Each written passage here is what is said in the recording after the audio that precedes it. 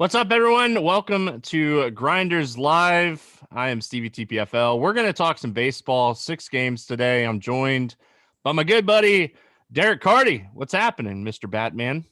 What's going on? We got a weird slate on our hands today. I mean, we were talking before. I think it's kind of fun. You think it's kind of fun. I think I it's mean, super fun. yeah, this is a great tournament slate. So, cash games, there's ways to be different in cash and still be kind of safe, I Well, guess. I mean, that's the thing. Like the best plays today are gonna be like lower owned than they should be. So cash is gonna be kind of some weird builds. Like the good builds are gonna be weird builds, and GPPs, like this might be one of the best GPP slates of the whole year. Yes. I got my 3 teams locked in, ready to go. And we'll talk about that as we're going. If you guys haven't already, make sure you're checking out premium here at Rotogrinders. We have single sports or the combo premium, which pretty much includes everything except for NASCAR. NASCAR pays for itself. I'm biased because I run the NASCAR program. We are going to post a link right now in chat. You can get $10 off your first month of whether you want to do combo or single sports. Make sure you guys are checking that out over there in YouTube chat. What's up, YouTube chat? I know I'm not Dean. I look better than Dean, but I'm not Dean. I'm a little bit more crazier than Dean. So we're going to find out who is crazy plays for today.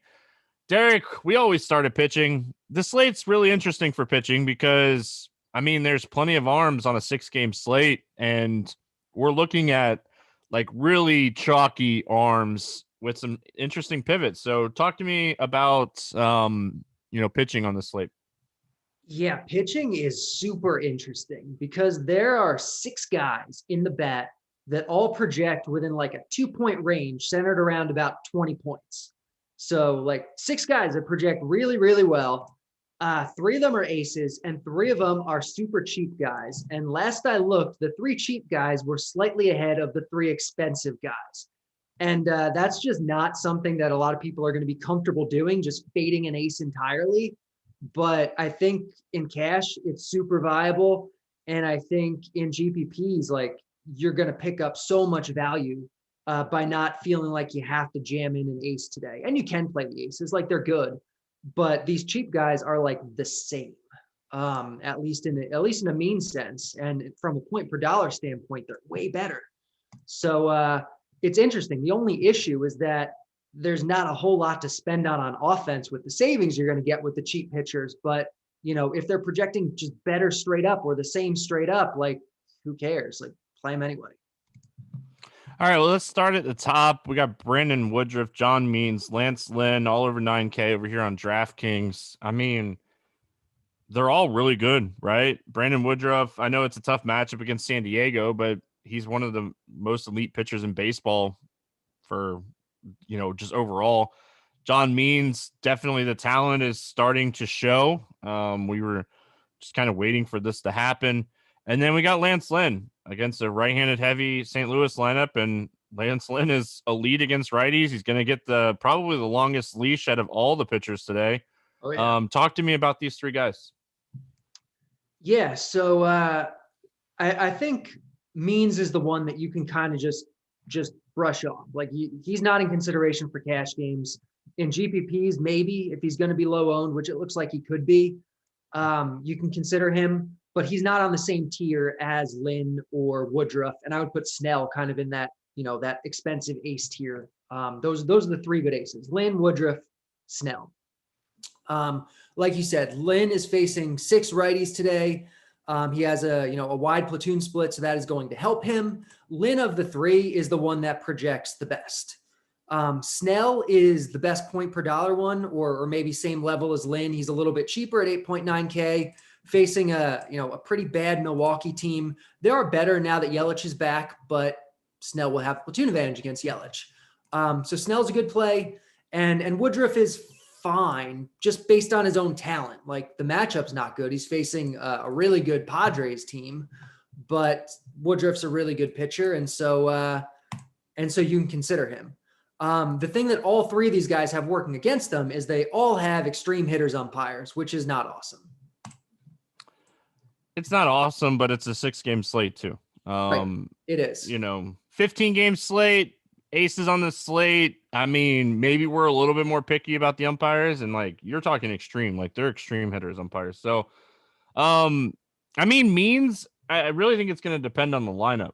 We don't have that lineup yet. Right. Is Polanco going to be in there? Is Cruz going to be in there? Like, I mean, that's 2 good hitters that could potentially be out of the lineup. And I mean, at that point, means becomes way more viable for tournaments. We get down to this next range. We got Blake Snell against Milwaukee. We're looking at massive ownership. Like, we have him projected for 53%. That's probably really close. I mean, everybody's talking about him today. He sets up as, one of the best plays against this really weak Milwaukee lineup. Talk to me about Blake Snell. Yeah, like I said, I like Snell. Milwaukee lineup is bad. I mentioned Yelich before, but he's not even playing tonight. He's out of the lineup. This lineup is trash. Yeah, very strikeout heavy lineup. Keston here is back, who is, a guy who I still think can be a solid hitter, but a lot of strikeouts to be had here, especially, Willie Adames acquired a few days ago. He's a high strikeout guy. There's lots of upside here for Snell, but he does have a short leash. He does have the extreme hitters umpire. I think Lynn, if push comes to shove, I prefer spending a little bit more on Lynn. But honestly, like I said, we haven't gotten to him yet. The 3 cheap guys all project better than Snell, just straight up. All right.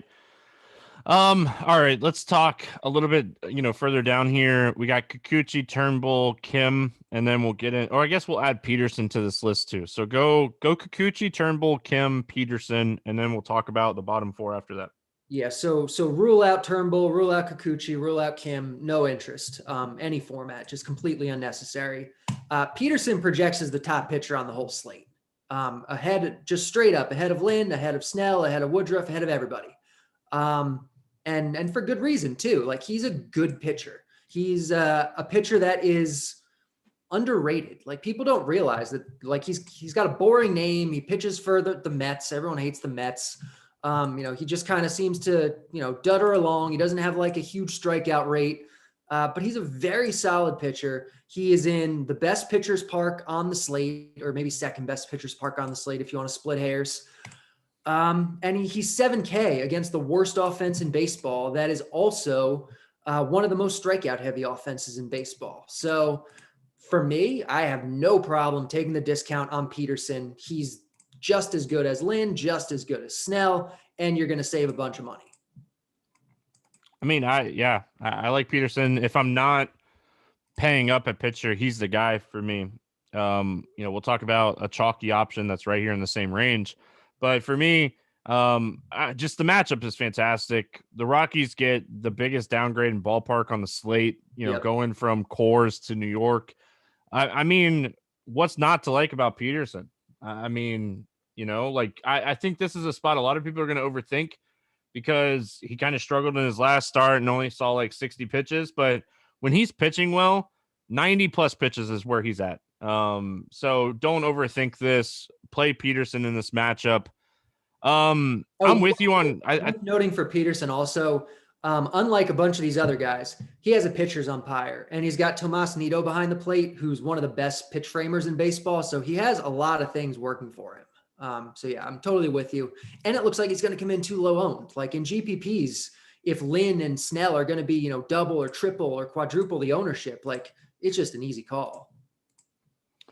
All right. I will say, like, I'm with you on Kikuchi. Good real life pitcher, ton of upside. If you want to play him, if you're playing 150 teams, you probably have him in your player pool. Turnbull, don't overreact to a really, really strong game. Good real life pitcher, not a great DFS pitcher.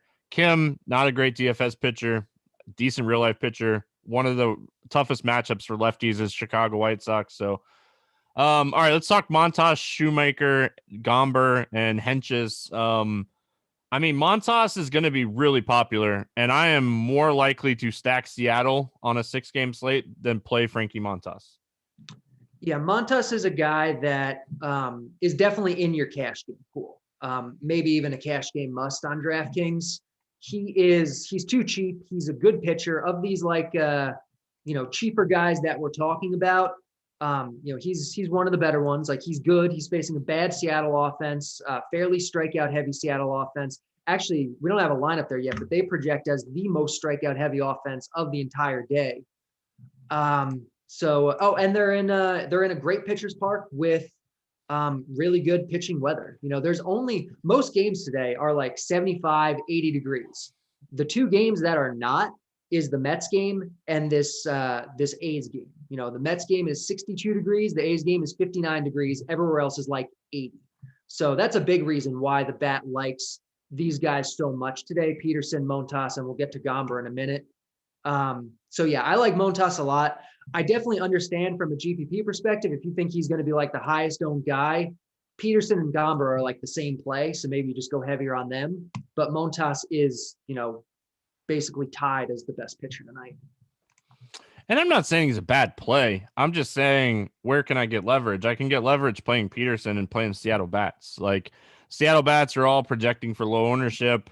Montas is projecting for 34% ownership. I mean, it's game theory on a 6-game slate at that point. So I refuse to play Montas, but I think he is a good play. Seattle stinks. I mean, you're stacking Seattle and you're closing your eyes and you're putting 5 guys in because it is just so ugly to make the stack. But I feel like it's definitely something that I'm going to be doing here. We did get a Minnesota lineup. No Cruz, no Polanco for the Twins. So I do think that bumps up John Means just in tournaments. Like cash games, you're going safe. You're going Lance Lynn. You're going Snell. You're going Peterson. You're going Montas. You're going two of those 4 guys, in my opinion, or even like Woodruff. This is a gross Minnesota lineup. They now this is a really good lineup for Means. Yeah, they project as the top strikeout lineup, tied with the Seattle lineup we just talked about. Kyle Garlick leading off, Rob Refsnyder in there, Trevor Larnach, Andrelton Simmons, Nick Gordon. This is a bad lineup. Yeah, it's really solid. So Means is definitely more appealing, especially in tournaments, I think. Oh yeah, the ceiling for Means is really it's up there now with like Woodruff, strikeout wise. All right, let's talk about Austin Gomber. We already talked about like Peterson.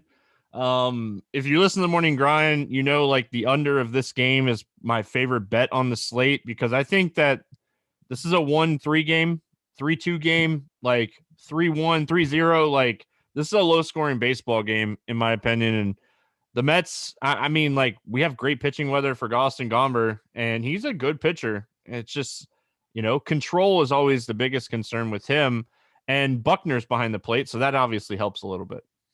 Yeah, the bet has the heavy under on this game. Also, I love that bet today. If you're doing that sort of thing, and I love Gomber because he's projected at like no ownership, like 2% on DraftKings. I think sub 1% on FanDuel. People just think he's a bad pitcher for some reason. And I think the reason is because he plays for the Rockies and because he pitches a bunch of games in Coors, and they see him get lit up and they look at his overall numbers and they look bad. Gomber is an average pitcher at worst, probably slightly above average. And the matchup today could not be better. Like he gets the huge park upgrade going out of Coors, going into Citi Field, CB Buckner behind the plate, like you said. And this Mets lineup, oh man, this Mets lineup is so bad. The Mets always find ways to be bad and lose, usually through injuries, sometimes through ineptitude. But this year, definitely through injuries. This lineup has legitimately one above average hitter in the entire freaking lineup. Above average for strikeouts, great pitcher's park, great pitching weather. And Gomber is super cheap and super low owned. He's the best play on the slate. Oh, he's the best play because Montas is like 30% ownership more. Like that's why, like, I like, even if you don't want to stack Seattle because they are ugly, you can just play Gomber and not play Montas and make your lineup 30% different. I mean, that's how you create leverage on the slate. And like, I think Gomber has more upside than Montas, but that's just me. Anything else here from pitchers? I know we pretty much we talked about everybody. Sam Hentges is probably the worst pitcher on the slate, facing the worst offense on the slate. We'll see which wins, but anything else? No, I mean, you have 6 guys here, maybe even 7 if you're throwing Means into the pool now. to build your lineups from. I don't think you have to get cute beyond that. And I have no problem building lineups that fade all 3 or 4 of the aces entirely and just play 2 of these cheap guys, Peterson, Montas, Gomber. On FanDuel, playing a guy like Peterson or Gomber in GPPs, at super low ownership, like that's the way to build tonight, because these guys project every bit as good as the aces, if not better. Sup YouTube chat again. I know you guys are over there asking questions. If you have any questions, make sure you post them over there. Devin will feed them to us here in a little while. But I am going to take this question really quick because I do think this is a very viable strategy on this slate. Derek, talk to me your thoughts on playing 2 pitchers from the same game. I mean, in cash games, you're totally fine. Doesn't matter. Do it. You're fine. In GPPs, like, yeah, you sacrifice the chance of getting 2 wins. But on a short slate like this, I don't think it's the worst thing in the world, especially because Peterson and Gomber, what you're losing, I guess, in a little bit of that, win upside, you're gaining in like just having them so low owned and so highly projected relative to their ownership and their prices, that I really don't have a problem playing a Peterson Gomber lineup tonight. Like, they both project really well. And if you run the numbers anyway, like the chances of getting 2 wins from 2 pitchers in separate games on average, you're going to get it like 17% of the time. So it's not like this is something that's going to happen a lot anyway. Yeah, you lose a little upside, but in this spot, I think it's totally fine to do it. Yeah, I mean, there's a couple of spots today. You could go Snell, Woodruff if you wanted to. I mean, like you said, to get both wins, I mean, you might not even get 1 win out of playing 2 pitchers in the same lineup because of how bullpens and everything works nowadays. Like, I mean, on FanDuel, you want that quality start and you want the win. Don't get me wrong, but you're only playing 1 pitcher over there, so it doesn't matter. I just feel like, when you're looking at this type of slate, it's 6 games. How do I get different when we're all wanting to play the same offenses? Because there's just so many offenses you can play unless you're going to get contrarian and like start playing some offenses against aces. I mean, honestly, I think that's a very viable thing tonight. We'll get into it, but I think. No, I agree. I don't think it's the craziest thing, but before we move over to catcher, every Friday we are going to be doing free crunch time presented by Big Brain. PlayBigBrain.com. They're a trivia app that is a hybrid HQ trivia plus DFS. You put in an entry into tournaments, 50-50s, etc. Our Friday segment starts up shortly after slate locks, and we'll add some extra prizes each and every week. Matching deposit bonus up to $50. No code necessary. Make sure you guys are checking them out. There's all kinds of stuff. I mean, it could go anywhere from M&M to NBA champions to chocolate candy. You never know. So check them out. Let's get into catcher. I mean, like usually I'm all for like just playing the cheapest catcher on the slate. But today, like it's not even question. Like, how can I get Mercedes? How can I get guys like Eric Haas? How can I get Yasmani Grandal? Like, I want to pay up at catcher today. Yeah, I think paying up a catcher is totally fine, especially if you are going with a build with 2 cheap pitchers. Like, you're going to have money to spend at almost every spot. You'll need to punt 1 or 2 things, but spending up a catcher is totally fine. Even though we talked about the Twins lineup being kind of bad tonight, I do think Means is the weakest of the aces in terms of true, underlying talent. Like, he's not as good as Woodruff. He's not as good as Snell. He's not as good as Lynn.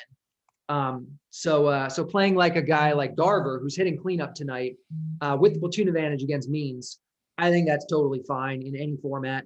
But you mentioned Mercedes, Grandal, they're both really good. Kim has a wide platoon split, so you can definitely play righties against him. Haas against Henkes is a good play.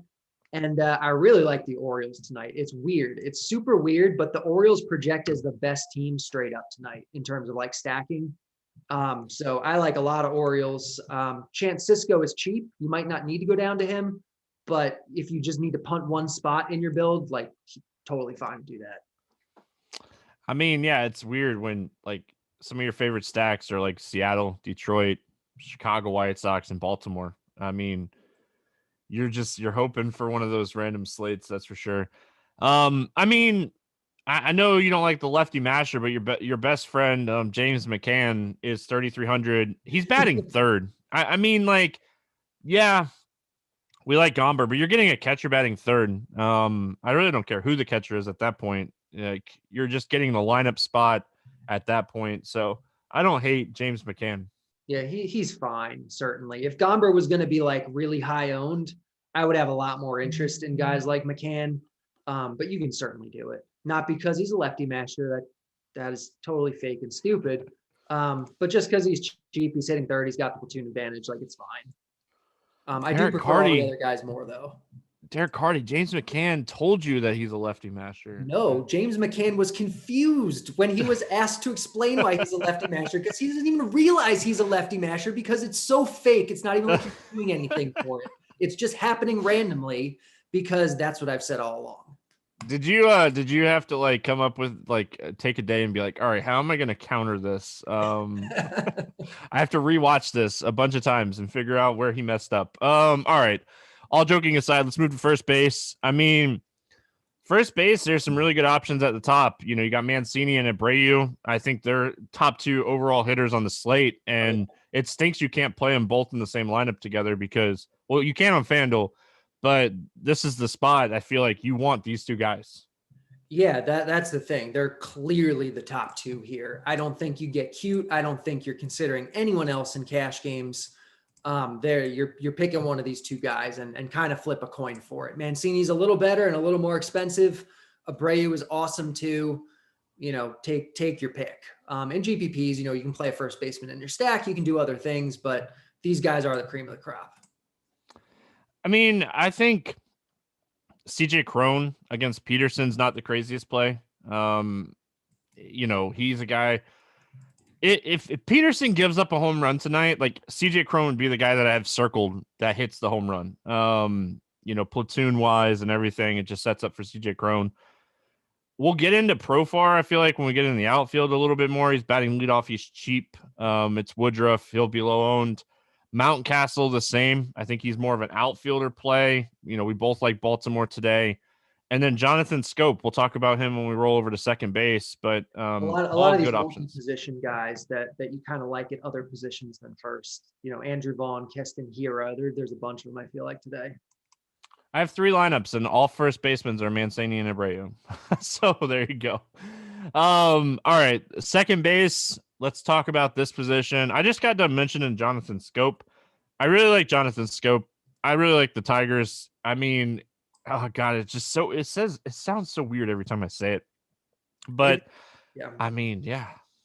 It's super weird. Jonathan Scope projects as the best second baseman straight up on the slate tonight. Like just raw points above everybody else. And he's 3.3K. Like, you're just not overthinking it. You're playing Jonathan Scope in cash tonight. You're playing him in your Tiger stacks. You can one-off him in GPPs if you want. I think he'll be pretty popular. So there's other things you can do, but second base is always a gross position this year. And especially on a short slate, it's even grosser, and Scope is clearly the top guy. But I think you can definitely play other guys in GPPs. Like I sort of mentioned here at first base, I have no problem rolling out a Brewer stack against Snell tonight. I have no problem rolling out a Padres stack against Woodruff, rolling out Twins against Means, rolling out Cardinals against Lance Lynn. So like play Hira or Colton Wong in your Snell stacks. Play Cronenworth in your Padres stacks tonight. Like that I think is a real good way to be different on this slate, because these aces aren't like slam dunk aces tonight anyway. Like we talked about it pitching, like the cheaper guys are just as good or better. So like play some of the offenses against these aces on a short slate. You know, I think that's the move. Moving over to third base today. I mean, third base is super interesting because, you know, you have Moncada, you have Chapman, you can go up to Jose Ramirez in a great matchup against Turnbull. You could pay down to a guy that I really like, Kyle Seager. Talk to me about third base. Yeah, I think Jose Ramirez is clearly the top guy tonight. Turnbull is not bad, but in the context of this slate with a bunch of good pitchers, he is one of the weaker ones. He is easy to steal against. So I think Jose Ramirez is clearly the top guy here. you can make a case, I guess, for Josh Donaldson hitting second, platoon advantage against Means. And then you can kind of just, play guys in your stacks, Candelario in your Detroit stacks, Moncada in your White Sox stacks. Ha-Seong Kim, in your Padre stacks is fine. Maybe more as a shortstop than a third baseman, but there's really not a ton of third base eligible guys tonight, and Ramirez is just the best one. Yeah, I really like Seager. Again, man, I think Seager's a really good hitter and just doesn't get the credit for it, and has a matchup against Montas. Montas is really bad against lefties, good against righties. So I think Kyle Seager, I mean, even the bat, somewhat likes him for his price, just kind of looking at the bat projection on him. So I think Candelario is another guy. Again, I like Detroit. So, I mean, third base is kind of that position. Who kind of fits is more of what I'm looking at today. And like you said, you're probably using third base more with your stack, just kind of looking at pricing and everything. Shortstop. I mean, every time we go to shortstop, every time we're on a show together, say the same thing. The opportunity cost, once you get past the first like 4 or 5 guys, is just so far off. I mean, you got Tim Anderson in a great matchup. Trevor Story in a tough matchup, but still the platoon advantage. And then you have Fernando Tatis, who nobody's going to play today. So yeah, it's crazy. You have one of the best hitters in baseball over the last 2 years, and just nobody's going to play him because he's facing Woodruff. Yeah, people get way too scared of aces. People see an ace and they're like, oh, you can't play anybody against an ace because he's too good. He's not like, what do you think? He's going to allow no hits and no runs? Like, no, that is not the average expectation. It's certainly not his floor outcome. You can play elite hitters against aces. Tatis is the best shortstop on the slate tonight. If you run 10 optimal lineups in the bat, you're going to see Tatis in like 5 of them. Doesn't matter that it's Woodruff because you have the money. Because he's so good, he's getting a park upgrade into a much better park for power than Petco. And he's just one of the probably 5 best hitters in baseball. So no problem playing Tatis in cash. Love him in GPPs, either as a one-off or in a Padres stack. Yeah, I like Tim Anderson a lot.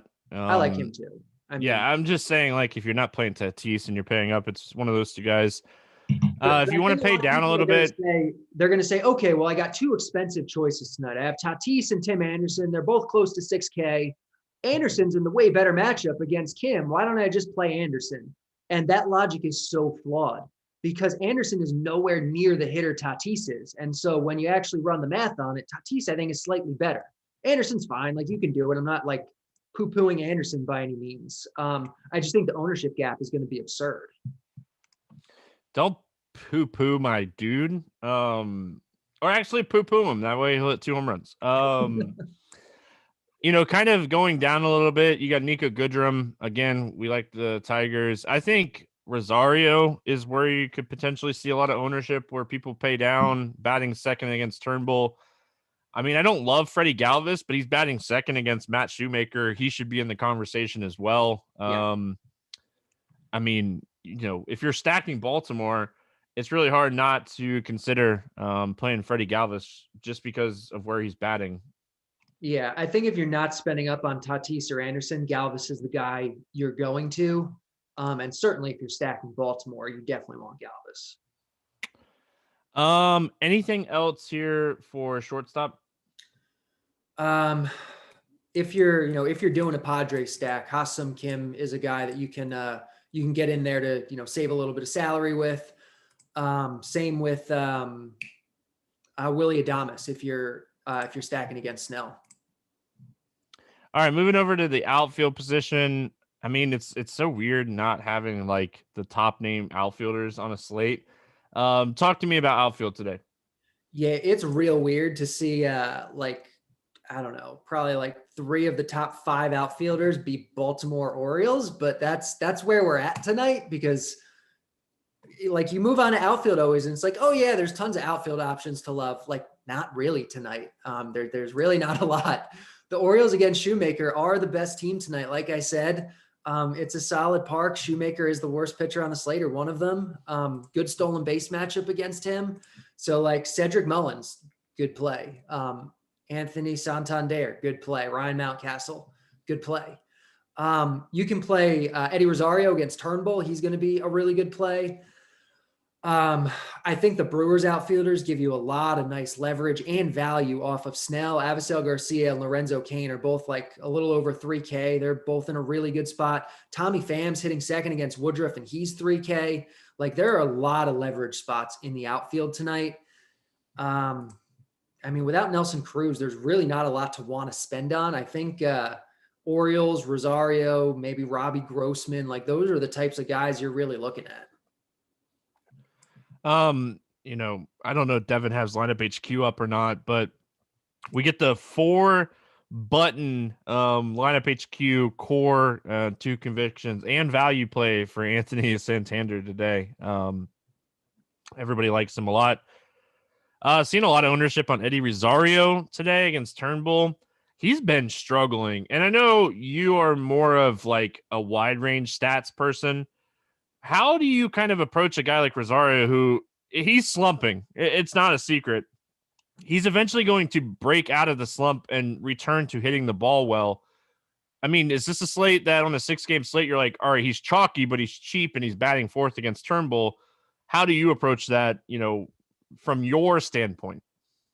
Yeah. So like statistically, cold streaks, hot streaks, they're not predictive. They happen. We can see that the guy is cold, but there's no way to know when it's going to stop. It doesn't predict like what he's going to do the next at bat or the next day.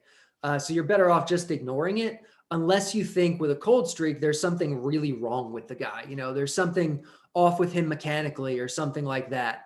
But like you said, on a slate like this, where he's going to be chalky, where he's cheap, where the spot is really good in cash games, you just play him. Like, that's fine. In GPPs though, you can fade him, not because he's cold or whatever, just because you can fade whoever you want in GPP.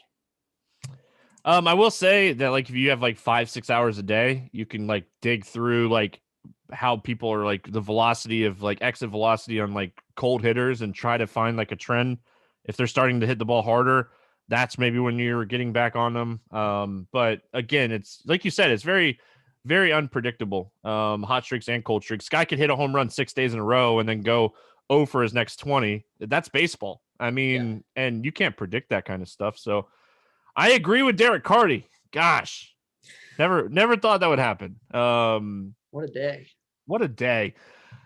Just a couple of other names to throw out there. If you're stacking the White Sox, because I do think the White Sox are above everybody, don't forget about Adam Eaton. I know it's a lefty-lefty matchup, but if you're stacking the White Sox, you're not expecting Kim to go deep. You're expecting the White Sox to get to Kim and to get into this Cardinals bullpen.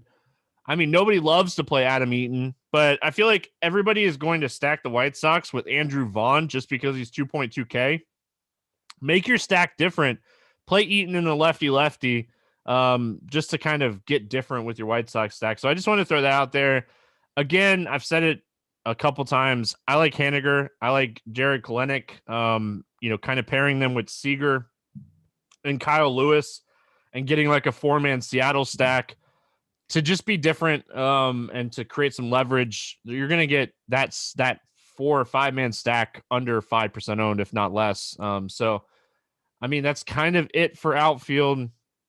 You pretty much covered everything. I mean, Harold Ramirez is 2.6K batting 5th against Turnbull in your Cleveland stacks. You probably want to be looking at him. And if you don't think Snell's going to pitch well, you could definitely look at maybe Lorenzo Cain and Tyrone Taylor just to be different. That's another way to create leverage on the slate.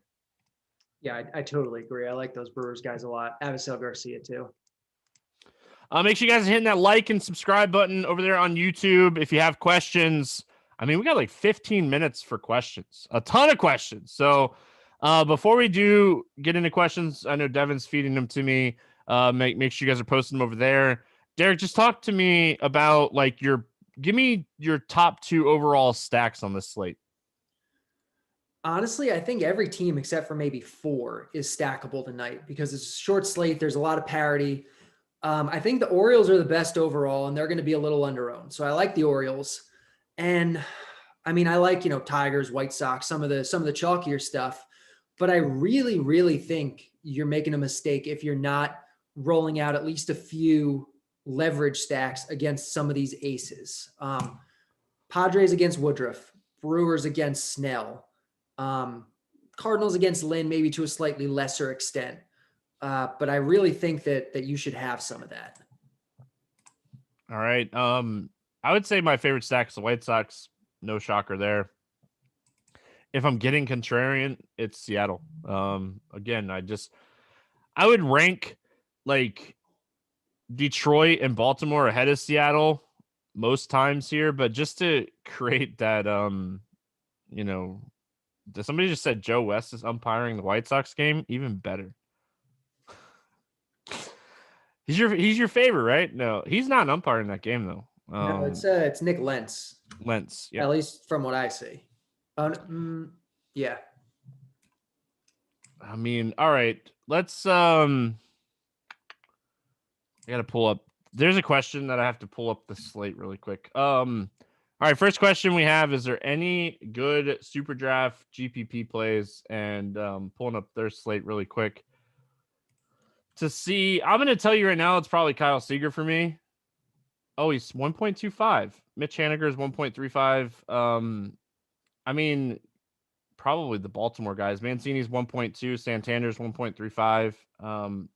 Pretty much the guys that we've been talking about. I like Mullins a lot over there on Super Draft. He's 1.6x batting leadoff. They're on the road too, Baltimore is. So you're guaranteed that ninth inning. You might see Mullins fit that bat. So do we know the umpire for Snell? That was a question that we had. Yep. Some extreme hitters umpire. Let me see who it is. Field and Culbreth.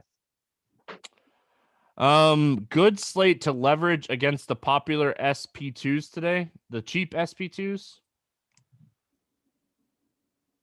No, I think you play the cheap SP2s and you leverage against the aces because the cheap SP2s are every bit as good as the aces today. I agree to the most part. Again, I'm leveraging against Montas just because he's going to be 35% owned on a 6-game slate. So playing Gomber, playing Peterson, fading Montas and stacking against him. So, they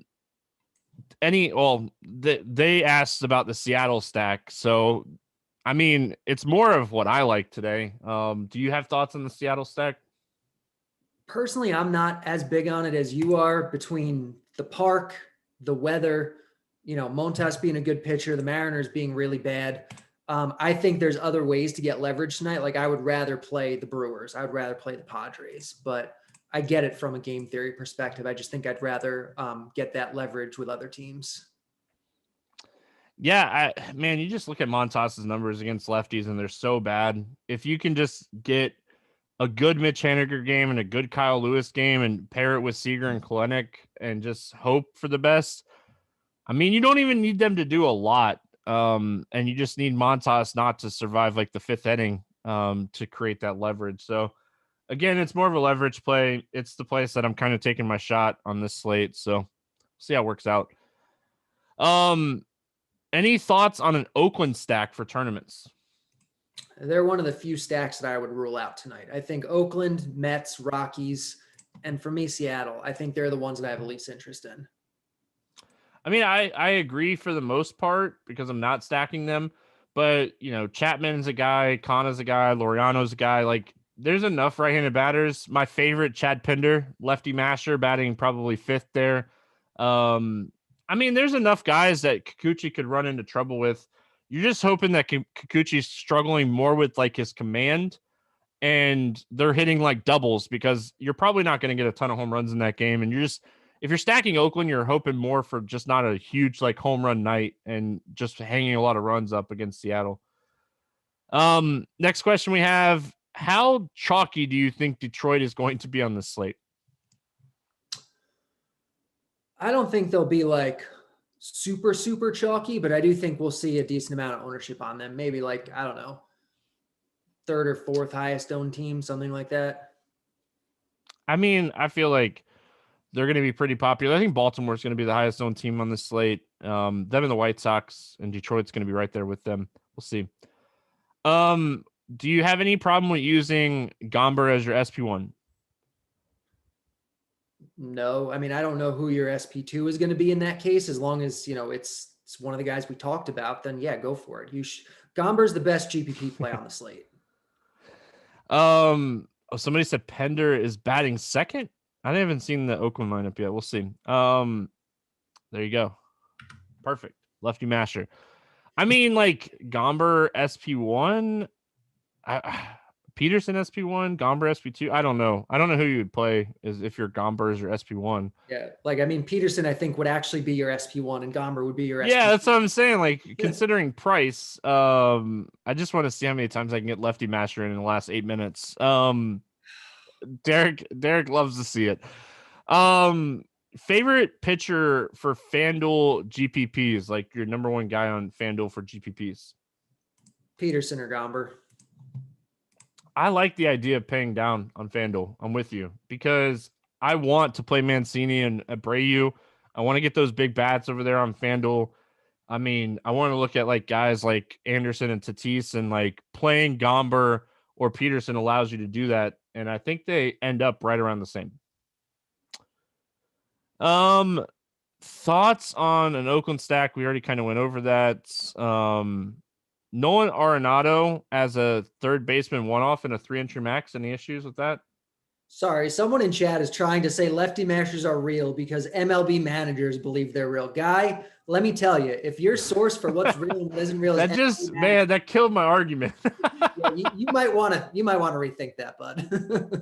Man, it killed my argument. Like MLB managers are not intelligent tacticians. They're just not. No, Kirkwood, Mitch Garver is a lefty masher. You're right. There you go. Derek. Nolan Arenado, did you answer that? What was the question about him?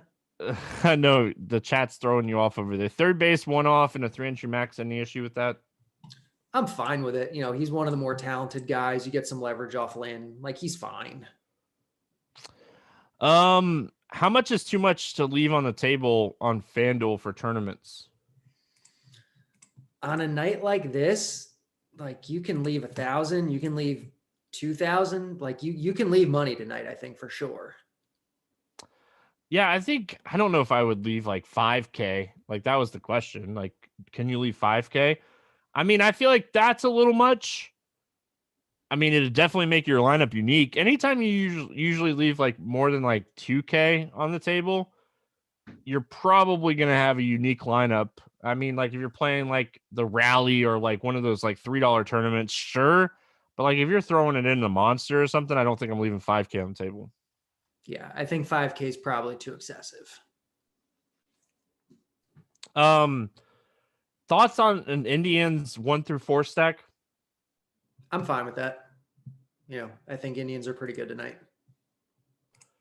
I don't see any more questions. Devin, any more questions that we see here? I haven't seen any other ones. So before we get out of here, Derek, we'll see if there's any other questions that come in.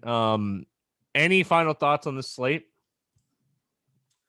Don't be afraid to be weird and different tonight. Don't feel like you have to fit a certain lineup type. I have to get an ace in this lineup. You don't have to get an ace. You really don't. You can, but you don't have to. You can stack against aces. Don't be afraid to do that. It's a small slate. It's a weird slate. There's no like truly great offenses, and the really cheap pitchers are just as good as the good ones. So like, do not be afraid to be weird. This is a great GPP slate. All right, we did have a couple other questions rolling. We'll answer these really quick, and then we'll get out of here. Making way for crunch time. Are the White Sox so chalky that Tatis as a one-off is better than Anderson in a 5-man stack on DraftKings? No, I think complete your stack, but I do love Tatis as a one-off in general. I'm with you. I think you finish out your stack in that one. I don't think don't overthink that one. You could be different, but I think that's a little too much. Money is not an option. Tatis or Anderson in cash games. The bet says Tatis. I mean, it's close, but the way it breaks out, you know, Tatis is better than Anderson more than Woodruff is better than whoever Anderson's facing. Like, Tatis is just so good. Like, you just can't, you know, it's Tatis, I think, but it's close. We'll disagree one time today. I'm going to take Anderson. I mean, I guess you can do the game theory thing. You know, Anderson's going to be higher owned. You just play him, even though he's slightly suboptimal. Like, I'm fine with doing that. But I do think Tatis is the slightly better play. Cardi, do you ever think you're wrong? Yes. I love questions like that. Of course we know we're wrong sometimes. Like, No, if I we were 100% right, we would never do this job. No, I see a lot of people in chat who Cardi thinks he knows everything. Cardi does not think he knows everything. Cardi challenges his beliefs constantly, but he requires evidence. He doesn't just make stuff up or like believe something on a whim. Like, if the evidence says this, that's what I believe until evidence says something different, and then I'll believe that. So, you know, take that for what it's worth, I guess. We're going to get out of here, make way for crunch time. I don't even know who's on crunch time. That's okay. They're going to do a great job, and it doesn't matter. Who is it, Devin? Cheese and Tuttle. All right. So make sure you guys are checking that out. Derek, it's always fun. We'll be back tomorrow talking some more baseball for Grinders Live. Appreciate everyone tuning in. Again, make sure you like it, subscribe it, and we'll see you guys again tomorrow.